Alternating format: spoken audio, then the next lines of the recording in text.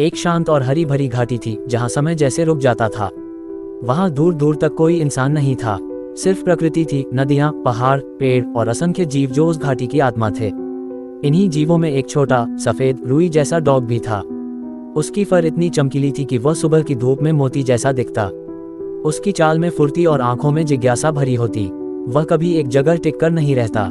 सुबह होते ही वह जंगल की पगडंडियों पर दौड़ लगाता, फूलों से ढकी पहाड़ियों पर उछलता और झरनों के किनारे पानी पीता।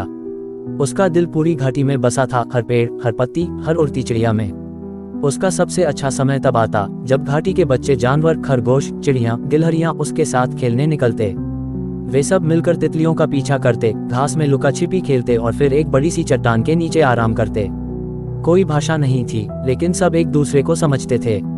उस सफेद डॉग की मुस्कान ही काफी होती थी। घाटी के पुराने जानवर कहते थे कि वह डॉग यहाँ बहुत सालों से है, शायद तब से जब घाटी बिल्कुल नहीं थी। वह न कभी बीमार पड़ता, न कभी बुरा दिखता, बस हर दिन वैसे ही चहकता और दौड़ता। एक दिन अचानक मौसम बदला, आकाश में काले बादल छा गए, हवाएं तेज होने लगी और बारिश शुरू हो गई।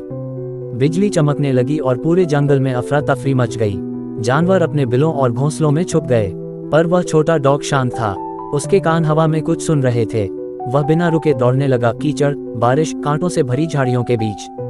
तेज बारिश के बीच उसने देखा एक छोटा हिरण फंसा हुआ था। वह कीचड़ में धंस गया था और डर के मारे हिल नहीं पा रहा था।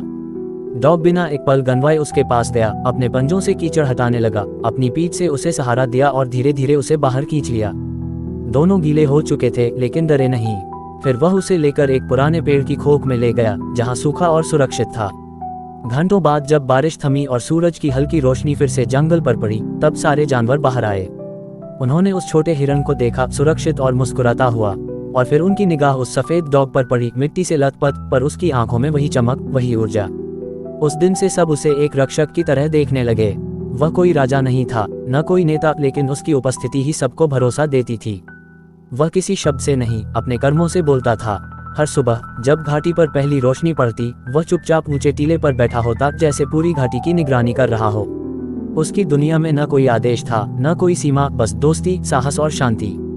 और उस घाटी में जहां इंसान कभी नहीं पहुंचे, वहां एक छोटा सफेद डॉग हर दिल में बस गया, एक सच्चा प्रहरी जो बिना कुछ मांगे सब कुछ दे रहा था।